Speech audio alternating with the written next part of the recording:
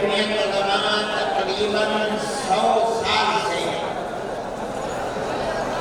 اس ملک کے اندر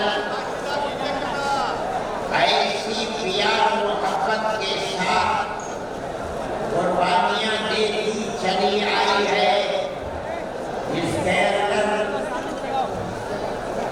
ذات، برادری، مذہب، مالداری اور فقر ہر چیز سے اوپر اٹھ کر جمعیت علماء نے ہمیشہ ملک کی آزادی کے لیے، ملک میں امن و امان کو پیدا کرنے کے لیے، ملک کے ہر فرد کے ساتھ پیار و محبت اور احترام کا معاملہ کیا ہے۔ کبھی بھی ملک کے اندر بسنے والوں کے درمیان میں نفرت، دوری، ایک دوسرے کے گریبان پر ہاتھ ڈالنا، برا بھلا کہنا جمعیت علماء اور جمعیت علماء کے ورکرز اور اکابر کا یہ طریقہ نہیں رہا ہے۔ اسی طریقے پر ہم نے قربانیاں دے کر ہمارے بزرگوں نے ملک کو آزاد کرایا ہے۔ ملک کو آزاد کرانے کے بعد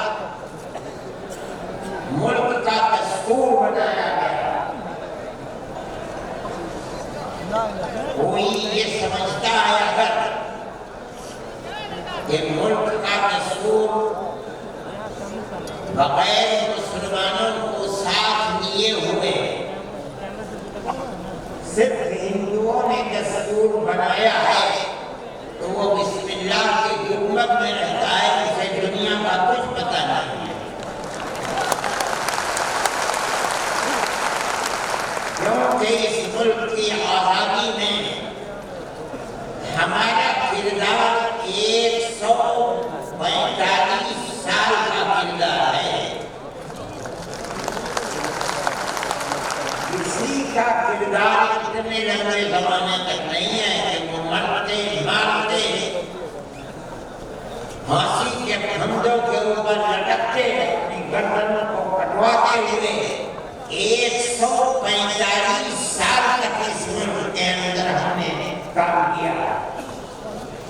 1803 سے لے کر 1947 اگر کوئی مائی کا لال ہے، دودھ پیا ہے تو آ کر کے کہے کہ اس کا کردار 145 جب یہ علماء کہتی ہے یہ علماء کا کردار ہے۔ یہ کردار پیار و محبت کے ساتھ رہا، گریبان پکڑ کر یہ کردار نہیں رہا۔ ایک دوسرے کے درد میں اور سکھ میں ہر چیز کے اندر شریک تھا۔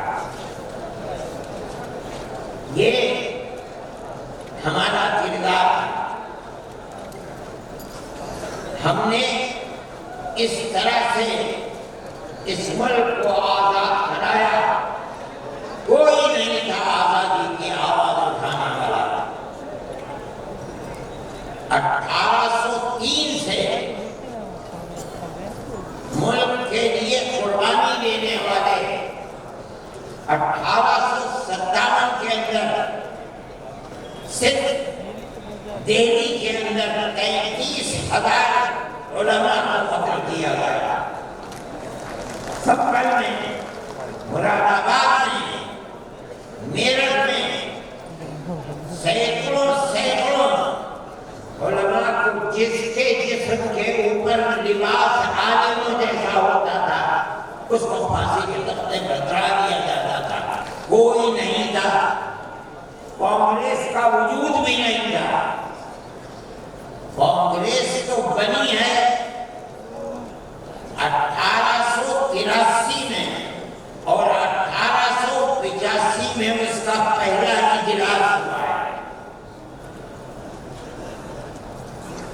جبکہ 1803 سے حضرت شاہ عبدالعزیز صاحب نے اعلان کر دیا تھا کہ ہمارا ملک مسلمانوں کا یا ہندوؤں کا ملک نہیں ہے، نہیں رہا، یہ انگریزوں کا ملک ہو گیا، ہم غلام بن گئے۔ اب غلامی کی زنجیروں کو توڑنا اور جہاد کرنا ہر ایک کا فرض ہے۔ اور اس کے بعد جہاد کرتے کوئی مائی کا لال نہیں تھا جو انگریز کی اس طاقت کے مقابلے میں کھڑے ہو کر غلامی کی زنجیروں کو توڑنے کے لیے اپنی زبان کو کھول سکے۔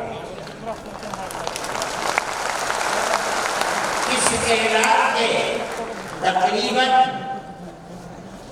80-82 سال کے بعد کانگریس بنی، اور کانگریس کا جو مقصد تھا جو آخری کتابوں میں موجود ہے وہ ملک کی آزادی نہیں تھا، مقصد تھا کہ جو دو جہاد ہوئے ہیں 1832 اور 1857 میں، اس کی وجہ سے جو ملکہ برطانیہ اور ہندوستان کے بسنے والوں کے درمیان دوری ہو گئی ہے، اس دوری کو دور کیا گیا اور حالات کو صحیح کیا گیا۔ علماء کا یہ نظریہ نہیں تھا، علماء کہتے تھے ملک غلام ہو گیا، غلامی کی زنجیروں کو توڑو، انگریز کو بھگاؤ، ملک کو آزاد۔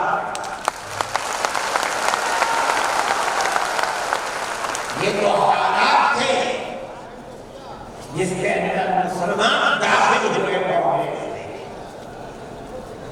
موجود ہیں۔ ایک شخص نے حضرت گنگوئی رحمۃ اللہ علیہ جو ہمارے بزرگ ہیں، دارالعلوم کو کی بنیاد رکھنے والے ہیں، سن 1857 کے اندر جیل میں بند ہو گئے تھے۔ یہ سمجھتے تھے کہ قتل کر دیا جائے گا بغاوت کے الزام میں، لیکن چھوٹ گئے۔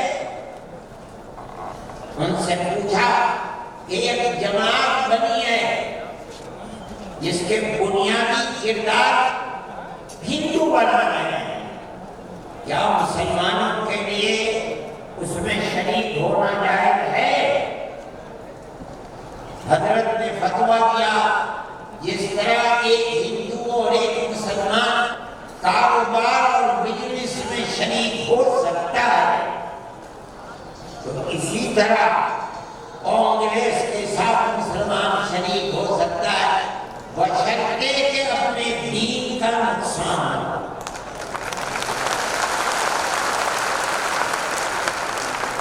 اس کا مطلب نہیں سمجھے تھے لوگ، مطلب یہ ہے کہ ہماری تحریک ہے کہ مسلمان اور ہندو جب تک ساتھ نہیں ہوگا ملک آزاد نہیں ہوگا۔ تو اس کے اندر گھسو اور اتنی طاقت پیدا کرو اپنی گھسکر کہ کانگریس کو مجبور کر دو کہ وہ اپنا نقطۂ نظر بدل کر ملک کی آزادی کے لیے جدوجہد کرے۔ چنانچہ کانگریس نے اپنا نقطۂ نظر بدلا، ملک کی آزادی کو اپنا نقطۂ نظر بنایا، اور پھر اس کے بعد ہندو اور مسلمانوں نے شریک ہو کر ایک دوسرے کے ساتھ چل کر ملک کی آزادی کے لیے آواز اٹھائی، قربانیاں دی ہیں، اور انہیں قربانیوں کے نتیجے کے اندر ملک آزاد۔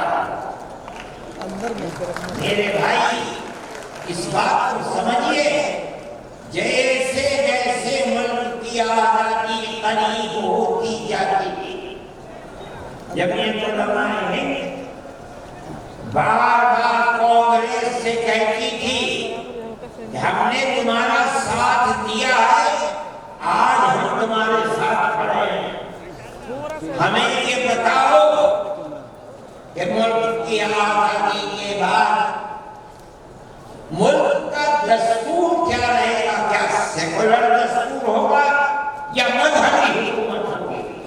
اگر سیکولر دستور ہوتا ہے ہم تمہارے ساتھ ہیں، اور اگر سیکولر دستور نہیں ہوتا تو ملک کی آزادی میں ہم تمہارے ساتھ نہیں ہیں۔ بار بار ہمارے پاس کانگریس ورکنگ کمیٹی کی تجاویز موجود ہے۔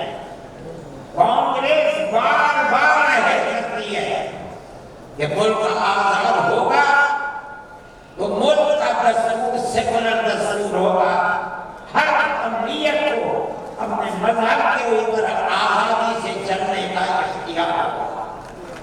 چنانچہ یہ آزاد ہو گیا۔ اب ملک کی آزادی کے بعد ایک طبقہ اٹھا جس نے یہ کہا کہ کھیر مل رہی ہے، اب اسے کھانے کا وقت آ گیا ہے۔ انہوں نے کہا کہ ملک کی دستور ہندو دستور بنے گا، سیکولر دستور نہیں بنے گا۔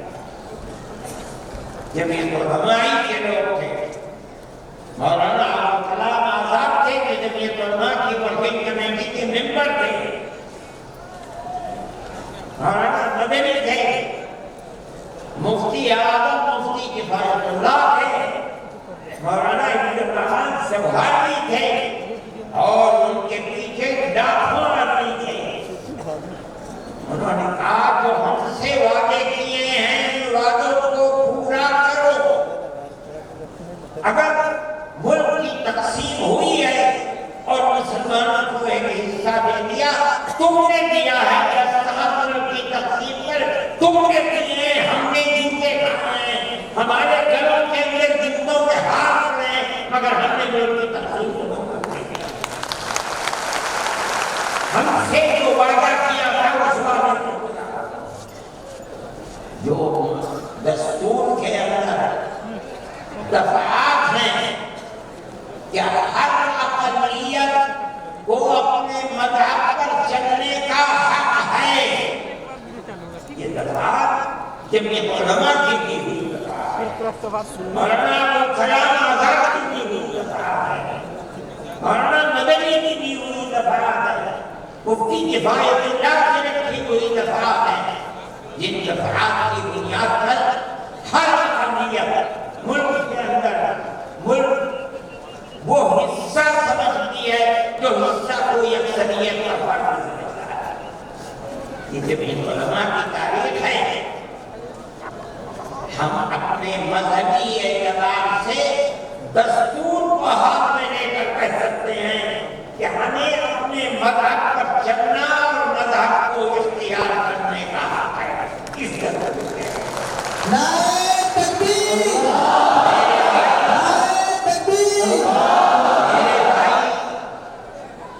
مجھے میرے پاس واٹسپ نہیں ہے، میں یہ لوگوں کو کام نہیں کرتا، جب مجھے فرصت ملتی ہے میں دیکھتا اور مجھے آج صبح ایک صاحب نے دکھلایا کہ کل مودی جی نے، وہ بڑے آدمی ہیں، میرے ملک کے وزیر اعظم ہیں، انہوں نے تقریر کی ہے اور اس کے اندر یہ فرمایا ہے کہ وقت ہندوستان کے دستور کے اندر وقت کوئی چیز نہیں۔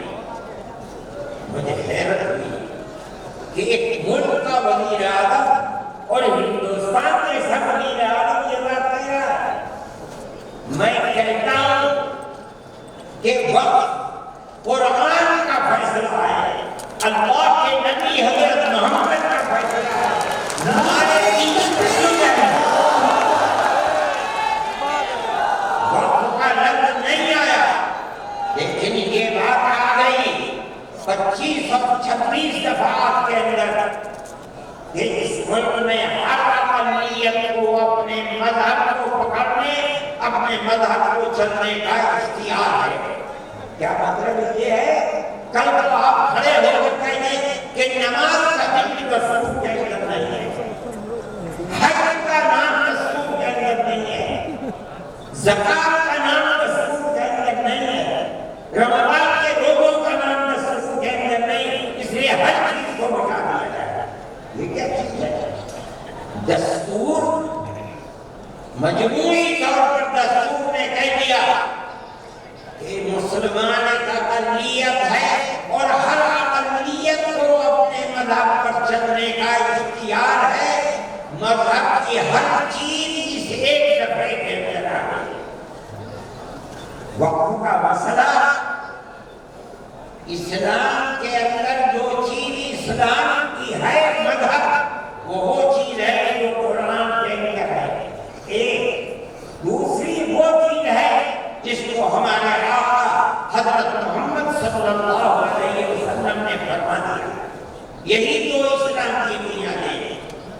سمجھو، قرآن کی آیت ہے، چوتھے سپارے کی پہلی آیت، لن تنالوا البر حتى تنفقوا مما تحبون۔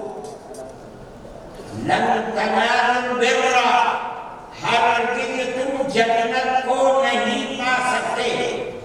بر کی تفسیر مفسرین جنت سے کرتے ہیں۔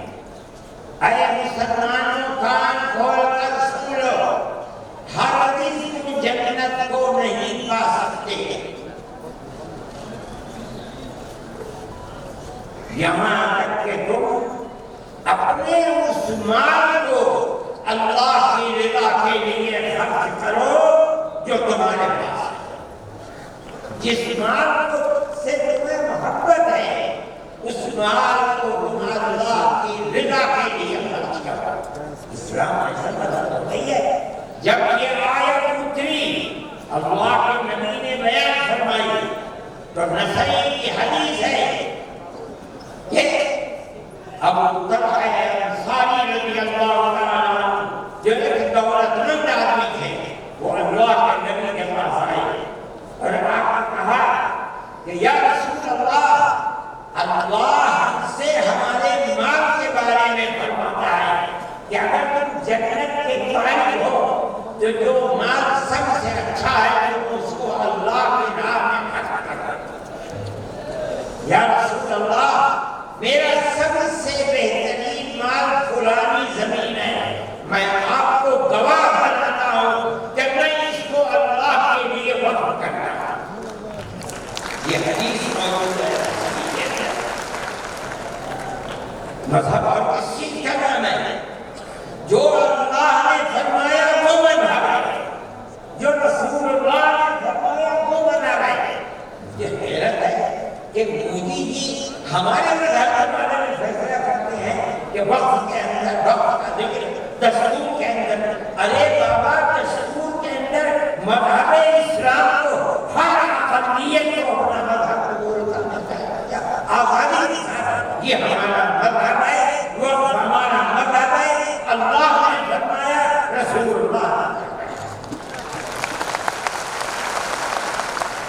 حدیث کے اندر آتا ہے کہ جب انسان مر جاتا ہے، یہ مسلم کی حدیث ہے، اذا مات الانسان انقطع عمله۔ جب آدمی مر گیا، اب اس کے اندر کام کرنے کی طاقت بھی نہیں ہے۔ اب اسے کسی چیز کا ثواب ملتا تھا، نماز پڑھنے کا، روزہ رکھنا، نماز پڑھ سکتا ہے، مگر فرماتے تین چیزیں ایسی ہیں مرنے کے بعد بھی آدمی قبر میں چلا گیا اسے ثواب ملتا رہتا ہے۔ کیا ہے؟ اس کے اندر پہلی چیز ہے صدقہ جاریہ، ایسا صدقہ کرتے جانا کہ جو اس کا ثواب برابر جاری رہے۔ مثال کے طریقے پر کوئی کنواں کھدوا دیا، یہ اللہ کے لیے وقف ہے، 100 سال، 200 سال، 1000 سال، اگر اس کنویں سے پیاسا پانی پیے گا، اس آدمی کو پہنچے گا تو مر گیا، 100 سال پہ گا، اس نے بنوایا تھا۔ اسی لیے مسلم کی روایت ہے اور